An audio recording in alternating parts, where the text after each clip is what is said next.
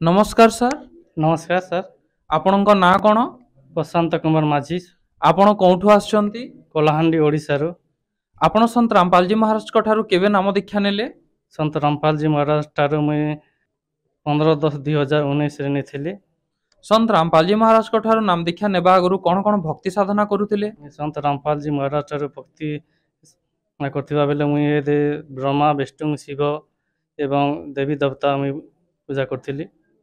ଆଗରୁ ଯାହା ବି ଭକ୍ତି ସାଧନା କରୁଥିଲେ ଆପଣଙ୍କର କ'ଣ କ'ଣ ଲାଭ ହୋଇଥିଲା? କିଛି ଲାଭ ହେଇନଥିଲା।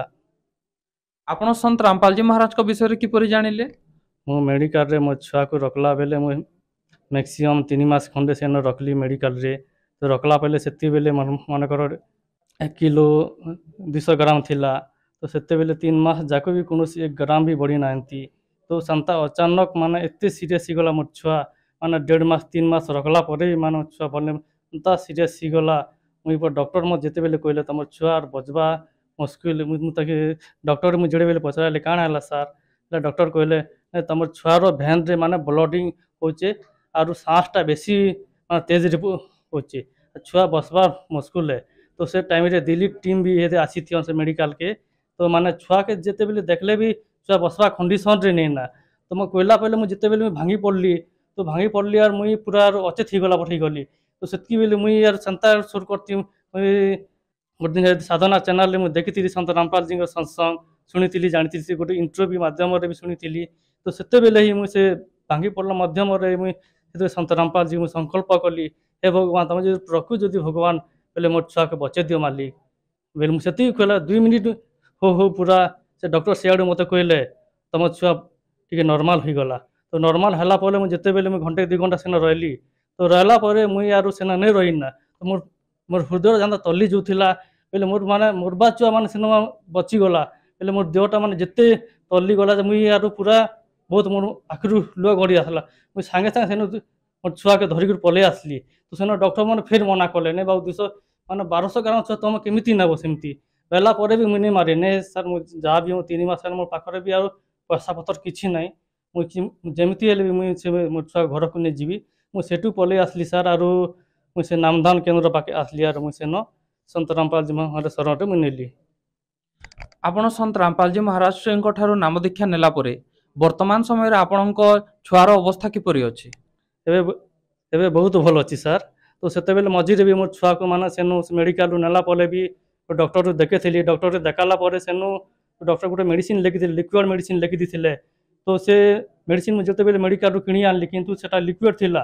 ତ ଯେତେବେଳେ ମୁଁ ଛୁଆ ପାଖରେ ନେଲି ସେ ମେଡ଼ିସିନଟା ମାନେ ପାଉଡ଼ର ହେଇଥିଲା। ମୁଁ ପଚରାଲି ଡକ୍ଟରକେ ତାର ଏଟା କେମିତି ହେଟା ସେମିତି ହେଲେ ଗୋଟେ ଲିକ୍ୱିଡ଼ ଆପଣ ଲେଖି ଦେଇଥିଲେ ତ କାନ୍ତା ପାଉଡ଼ର ହେଲା ହେଲେ କହିଲେ ମୁଁ ସେନୁ ଭାବିଲି ସେ ଯାও ସେ ମାଲିକର ଦୟା ହବ ବୋଲି मालिक दया बोलिक माने से मेडिसिनटा यूज नहीं करी से मुझे जानी संत रामपाल जी महाराजकर विषय।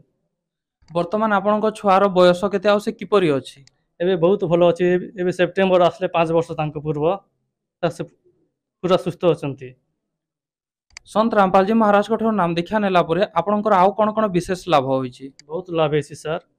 मु मझिरे से नाम नबा आगु मझिरे मोर किडनी प्रोब्लेम थिला। माने अंता गोटे परिस्थिति माने सम्मुखीन हवा पड़ला। माने 3 मास जग मुझे भल से खाइनी खाइला बेले मास सकाळे जलू थिला। तो माने परिस्रा कला बेले जलू थिला आ 2 साइड किडनी 2 साइड पर जेंती दर्द होतिला।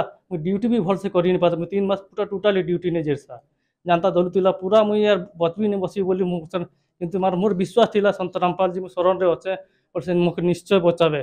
सेमती पूरा बहुत मुई पूरा भांगी पूरा 3 मास टोटली मुई आरो ड्यूटी ने जेना सर गला पर मुई तुआ हॉस्पिटल से जिते भी एलोपैथी मेडिसिन आर सब साणी देली जेडे मूली सब साणी देली आ पूरा अमृत जल सब बेले मालिक प्रसाद जेनटा देथिले से प्रसाद मुझे सब बेले खेली हेला पर किछि दिन पर मुई पूरा शांति हैला से पूरा पूरा मुई भल हेली टिकी।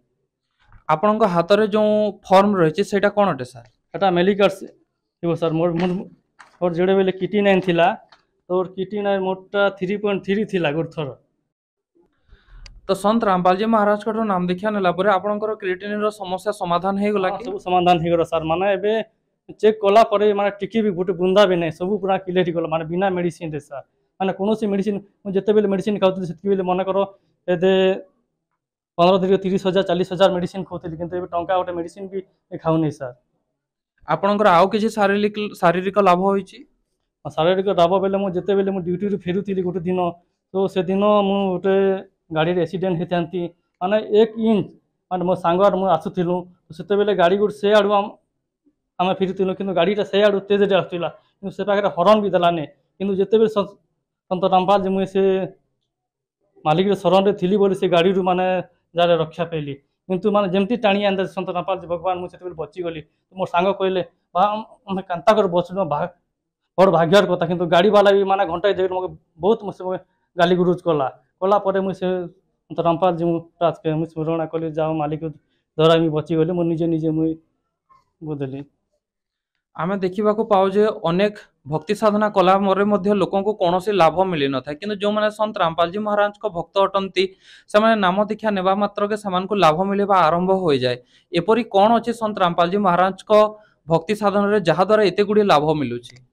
ସନ୍ତ ରାମପାଲଜୀ ମହାରାଜଙ୍କ ଯେତେ ଭକ୍ତି ଅଛେ, କିନ୍ତୁ ସେ ଭକ୍ତି ନିୟମ ହିସାବରେ ଯେତେଟା ନିୟମ ଦେଇଥିବା ସେ ନିୟମ ହିସାବରେ ଚାଲିଲେ ଆପଣଙ୍କର କୌଣସି ବି ଅସୁବିଧା ନାହିଁ। ମାନେ କିଡ଼ନୀ ବି ଫେଲୁଅର ହେଇଥିବ, କ୍ୟାନ୍ସର ବି ଥିବ, ଜାଣା ବି ଥିବ, ସବୁ ଠିକ୍ ଅଛି। ପୁରା ମୋର ତ ଏତିକି ବି ଗ୍ୟାରେଣ୍ଟି ହେଇଥିବ, ପୁରା ଦେହ ସାରା ବି ମାନେ ରୋଗ ତ ପୁରା ସାଙ୍ଗେ ସାଙ୍ଗେ ପୁରା ଭଲ ହେଇଯିବ ମାଲିକ ଶରଣରେ ଯଦି ଆସିଲେ, ଆମେ ଭଲସେ ଭକ୍ତି କଲେ। ଯେଉଁମାନେ ଆଜି ଆପଣଙ୍କୁ ଦେଖୁଛନ୍ତି, ଆପଣ କଣ ସନ୍ଦେଶ ଦେବାକୁ ଚାହିଁବେ? ମୁଁ ସେ ସାର୍ ମାନଙ୍କୁ କିଛି କହୁଛେ, ତ ଆପଣମାନେ ଜୀବନ ମାର୍ଗ ଜ୍ଞାନ ଗଙ୍ଗା ପଢ଼ନ୍ତୁ। ଆଉ ସାଧନା ଚ୍ୟାନେଲରେ 7:30ରୁ 8:30 ପର୍ଯ୍ୟନ୍ତ ସତ୍ସଙ୍ଗ ଆସିଛି, ସେ ସତ୍ସଙ୍ଗ ମାଧ୍ୟମରେ ଶୁଣନ୍। କାରଣ ମୋ ପରି ଜାଣିତା ମୁଇଁ ଗୋଟେ ପେସେଣ୍ଟ ହେଇଥିଲି, ମୋ ପୁଅରୁ କାନ୍ତା ଗୋଟେ ମେଡ଼ିକାଲରୁ ମୁଁ ସକ୍ସେସ୍ ହେଲି। ସେ ମାଧ୍ୟମରେ ଆପଣମାନେ ଜାଣିବେ, ଆପଣ ସେ ଭକ୍ତି ଲାଇନ୍ରେ ଆସନ୍ତୁ। ଯେଉଁ ଶ୍ରଦ୍ଧାଳୁମାନେ ସନ୍ତ ରାମପାଲଜୀ ମହାରାଜଙ୍କ ଠାରୁ ନାମ ଦୀକ୍ଷା ନେବାକୁ ଚାହିଁବେ ସେମାନେ କିପରି ସମ୍ପର୍କ କରିବେ? ସେ ସାଧନା ଚ୍ୟାନେଲ ମାଧ୍ୟମ, ଯେ ଟିଭି ମାଧ୍ୟମ, ସେ କଲାପିଟିରେ ସେନ ସେ ଜ୍ଞାନ ବହିର ଆଡ୍ରେସ୍ ବି ଅଛି, ଆଉ ସେ ଆଶ୍ରମର ଆଡ୍ରେସ୍ର ନମ୍ବର ବି ଅଛି। ସେ ନମ୍ବର ସାଇଜରେ ଯୋଗାଯୋଗ କଲେ ଏକା ସେମାନେ ସେ ଆଶ୍ରମକୁ ଯାଇକରି ସେ ନାମ ଦୀକ୍ଷା ନେଇପାରିବେ। ଧନ୍ୟବାଦ ସାର୍। ନମସ୍କାର ସାର୍।